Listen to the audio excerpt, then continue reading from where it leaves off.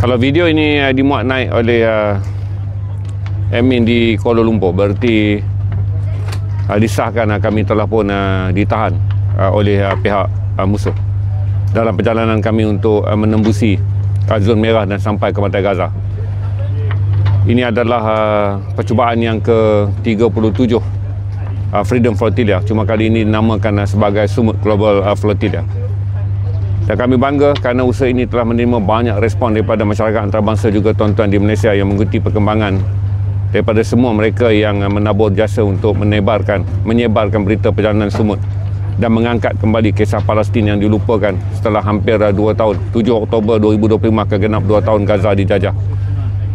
Kami ingin menjelaskan juga Break the Siege adalah usaha untuk menentang apa yang disebut sebagai penjajahan Israel ke atas wilayah Palestin.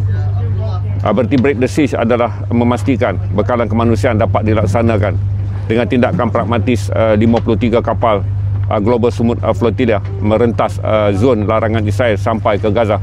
Berarti kami cuba memberi semangat kepada semua usaha di daratan untuk membolehkan pintu Rafah Crossing Border dibuka semula, pintu Karam Abu Shalom dibuka semula, pintu King Hussein dibuka semula di Jordan bagi membolehkan semua bantuan kemanusiaan daripada jalan darat di Mesir dan juga Jordan dapat sampai ke Gaza.